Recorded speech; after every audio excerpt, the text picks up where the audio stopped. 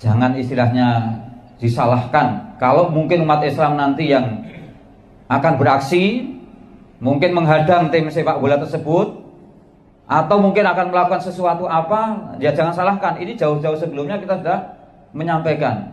Karena kepedulian daripada saudara muslim kita dan juga pengakuan internasional ini harus kita hormati.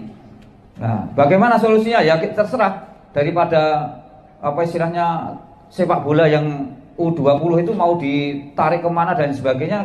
Tapi yang jelas di Indonesia ini adalah harus dihormati. Dalam artian kita semuanya peduli dan harapan kami ini jangan sampai terjadi. Kalau sampai terjadi dipaksakan, kemungkinan juga jangan sampai disalahkan. Seandainya aktivis-aktivis Islam nanti juga akan memaksakan kehendak, juga akan menghadang tim sepak bola Israel dan mungkin juga bisa melakukan penganiayaan kepada. Belakangan ini di media massa dihebohkan oleh aksi-aksi yang menolak kedatangan timnas sepak bola Israel untuk mengikuti gelaran FIFA, yaitu Piala Dunia U20.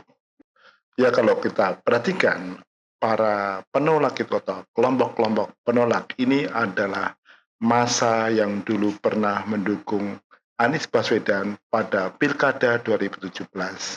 Apakah agendanya ini hanya pemanasan? Karena kalau kita perhatikan di sini ada PKS yang juga secara formal dan resmi menyatakan penolakan terhadap kedatangan timnas Israel ke Indonesia.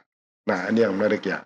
Karena kalau kita lihat benang merahnya atau hubungan antara penolak dengan fraksi PKS adalah kelompok-kelompok yang dulu pernah mendukung Anies Baswedan.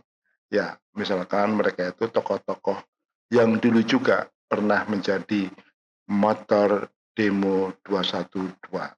Memang sebenarnya makanan mereka memang isu-isu agama seperti ini. Tapi saya tertarik dengan pernyataan seorang pengamat politik internasional dari Indonesia, Ibu Koni, pada 1 tahun yang lalu, yang ketika saat itu terjadi konflik bersenjata antara Hamas dengan tentara Israel atau IDF ya, terhadap kedatangan timnas Israel pada saat ini, pihak Dubes Palestina mengatakan bahwa sebaiknya Indonesia membedakan antara urusan politik dengan urusan olahraga. Dan di sini kan yang punya hajat sebenarnya kan FIFA, bukan Indonesia. Indonesia hanya memberikan fasilitas kepada FIFA. Ya. Sekarang kita simak pernyataan dari Ibu Koni yang berkaitan dengan masalah Palestina. Melihat Palestina dan Israel itu nggak bisa cuma seolah-olah dua negara. Ada konteks geostrategis, geopolitik Timur Tengah yang kita harus pikirkan.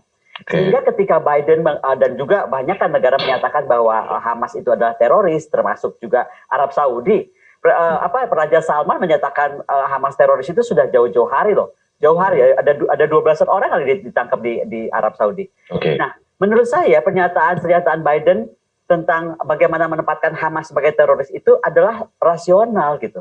Kenapa rasional? Karena bagaimanapun juga nggak mungkin kalau kita tuh pemimpin negara yang punya common sense, kemudian tidak menganggap Hamas itu teroris. Jadi segini loh, kita mesti pisahkan betul antara siapa di Palestina ini ada siapa saja, itu dulu aja. Nah ini semua saya baru ngomongkan satu contoh. Sekarang contoh lain, misalnya kita tuh ada terbelah tentang masalah Zionis.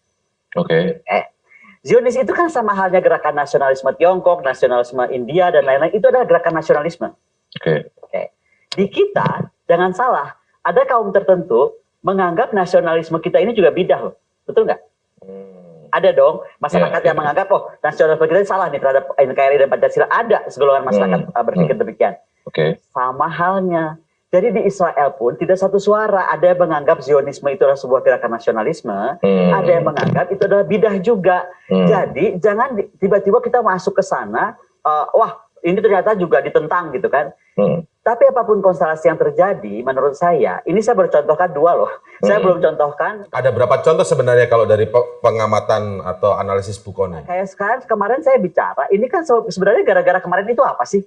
Gara-gara kemarin itu adalah 160 roket Hamas dan DJIP ditembakkan dari Gaza ke Israel di saat hari peringatan kota Yerusalem 10 Mei. Dan Israel dengan sistem pertahanan demikian canggih, itu otomatis Iron Dome-nya nyala. Nah, Iron Dome-nya nyala kan selesai. Dan sekali lagi ya, di Israel itu dari konsep doktrinnya Moshe Dayan, pokoknya Israel itu nggak boleh diganggu-gugat. Kalau dia diganggu, dia harus kayak orang gila. Karena dia begitu menghormati tentaranya, begitu menghormati masyarakatnya, begitu menghargai kedaulatannya.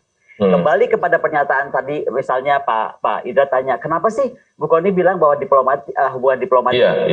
Karena begini, salah-salah kita menyikapi Pak Indra ya, salah-salah kita menyikapi Palestina. Dengan segala hormat, Indonesia tuh mesti ingat, kita ada Papua. Hubungannya gimana, Bu? Begini, masalah Papua itu sama, jadi ada masalah tentang orang merasa itu, kita dipaksa masuk kok, gitu, ke situ. Bukan dianggap kita merdekakan loh. Jadi ada yang menganggap kan kita tuh seolah-olah memaksa Papua gabung. Sama, di sana juga ada masyarakat yang terpecah seperti itu. Jadi jangan sampai cara kita yang salah membelanya, sekali lagi ya, saya bukan tidak mau membela, tapi cara kita yang salah jika membelanya, itu akan backfire. Percaya saya. Sekarang kita sudah di era informasi terbuka, ya kan? Kita bisa akan duga dari Hamas misalnya, ya kan, mempengaruhi orang-orang di Papua atau di Poso atau dimanapun Indonesia yang bergolak, ya kan, akan menyatakan hal yang sama. Terutama adalah merasa mereka itu dipaksa menjadi gitu. Jangan salah loh. Ini sekarang Israel itu kan udah damai sejak perjanjian Oslo. Yerusalem ya, maksudnya Yerusalem menjadi state dan lain-lain. Ini ramai lagi kan sekarang gitu. Jadi kalau saya melihatnya, konteks kita bagaimana mendukung tidak boleh ada negara lain pun dijajah di dunia ini, dan itu betul. Tapi kita mesti sadar juga, waktu itu Pak Ali Alatas juga ikut mendorong penandatanganan Oslo Agreement. Apa artinya? Itu menjadi Yerusalem menjadi two state gitu kan istilahnya, ya kan? Nah jadi artinya adalah kita telah sepakat itu. Bahwa sekarang tiba-tiba ada muncul Hamas dengan tindakan terorisnya, tanda kutip nih, ya kan? Sekali lagi, jangan dihitung satu roket harus dibalas roket, karena di kita ini ada pandangan, dia cuma ngirim roket, lu kenapa kirim misil? Iya kan? Coba Ida perhatikan. Jangan salah, kita jangan ngomong itu dalam konteks Indonesia yang segede Alaihim ini. Ini anggap sekota Jakarta, dia cuma segitu-gitunya misalnya, atau lebih kecil lagi lah gitu, Bandung. Nah itu kemudian ditembakkan dari negara tetangga yang jatuh roketnya itu ke rumah orang. Oke. Itu jadi masalah kedaulatan. Nah, ini saya cuma contohkan beberapa hal supaya paham kenapa saya mendorong hubungan diplomatik itu dibuka. Toh kita nggak menyakiti siapa-siapa.